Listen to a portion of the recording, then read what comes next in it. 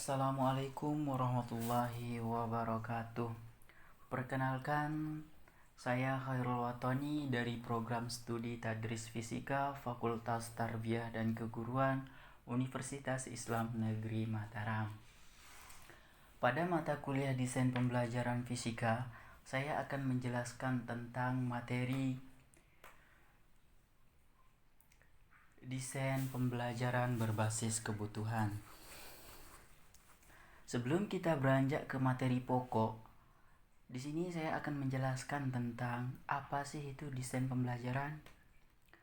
Desain pembelajaran merupakan praktek penyusun media teknologi komunikasi dan isi untuk membantu agar dapat terjadi transfer pengetahuan secara efektif antara guru dan peserta didik. Kemudian dengan adanya desain pembelajaran, ada juga perencanaan pembelajaran. Perencanaan pembelajaran merupakan suatu sistem, yaitu suatu perencanaan yang integral tentang aktivitas keseluruhan komponen dari suatu sistem yang didesain untuk memecahkan masalah untuk memenuhi kebutuhan.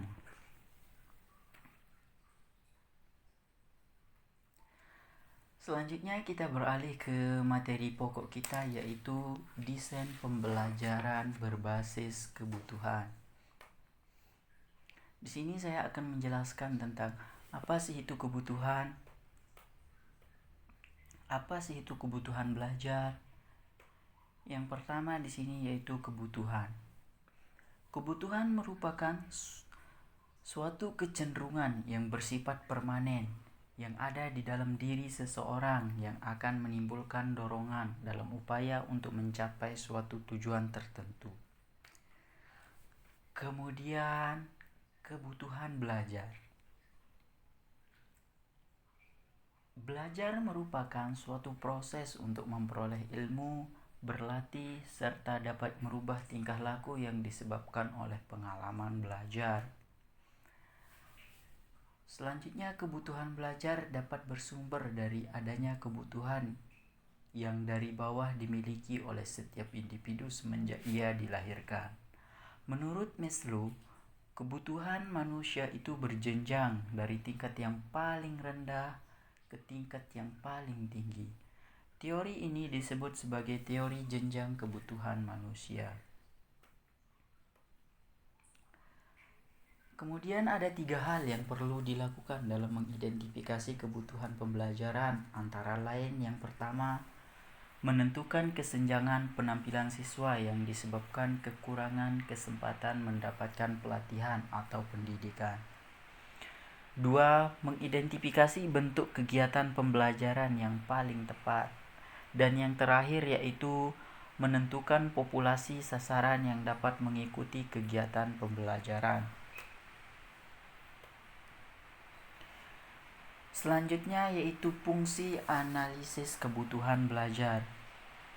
Fungsi need assessment atau analisis kebutuhan menurut Morrison yaitu pertama, mengidentifikasi kebutuhan yang relevan dengan pekerjaan atau tugas sekarang, yaitu masalah apa yang mempengaruhi hasil pembelajaran.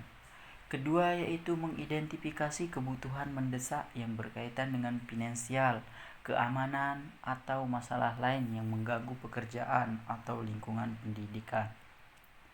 Ketiga, yaitu menyajikan prioritas-prioritas untuk memilih tindakan. Dan yang terakhir yaitu memberikan data basis untuk menganalisa efektivitas pembelajaran. Selanjutnya yaitu model-model kebutuhan belajar. Model pengukuran kebutuhan belajar merupakan bentuk pengukuran terhadap hal-hal yang harus ada dan dibutuhkan dalam kegiatan belajar yang disajikan oleh pendidik yaitu guru dan disesuaikan dengan program pembelajaran yang dilakukan. Terdapat 3 model pengukuran dalam mengidentifikasi kebutuhan belajar, yaitu yang pertama model induktif, kedua model deduktif, dan yang terakhir yaitu model klasik menurut Kaufman 1972. Yang pertama di sini yaitu model induktif. Model induktif ini digunakan untuk mengidentifikasi jenis kebutuhan belajar yang bersifat kebutuhan terasa atau kebutuhan belajar dalam pendidikan yang dirasakan langsung oleh peserta didik. Langkah-langkah dalam model induktif yaitu yang pertama, mulai dari pengukuran tingkah laku siswa pada saat sekarang. Kemudian, mengelompokkan dalam kawasan program dari sudut tujuan yang diharapkan. Selanjutnya, harapan-harapan tersebut dibandingkan dengan tujuan besar yang ada pada kurikulum. Baru lahirlah kesenjangan. Untuk menyediakan program, maka disusun tujuan secara terperinci dalam program yang tepat, dilaksanakan dan dievaluasi. Kemudian direvisi. Yang kedua yaitu model deduktif. Model deduktif diidentifikasi bahwa kebutuhan pembelajaran dilakukan secara umum dengan sasaran yang luas. Langkah-langkah dalam model deduktif. Yang pertama yaitu dimulai dari tujuan umum berupa pertanyaan hasil belajar yang diharapkan. Kemudian yang kedua yaitu mengembangkan ukuran atau kriteria untuk mengukur tingkah laku tertentu. Yang ketiga yaitu mengumpulkan data untuk mengetahui adanya kesenjangan. Selanjutnya, dasar kesenjangan tersebut disusun dengan tujuan khusus secara detail. Dan yang terakhir yaitu program dikembangkan, dilaksanakan, dan dievaluasi. Yang terakhir yaitu model klasik. Model klasik ditunjuk untuk menyelesaikan bahan belajar yang telah ditetapkan dalam kurikulum atau program belajar dengan kebutuhan belajar yang dirasakan peserta didik, yaitu sasarannya. Langkah atau kegiatan dalam mengidentifikasi kebutuhan belajar model klasik ini dilakukan pendidik kepada peserta didik dengan cara sebagai berikut.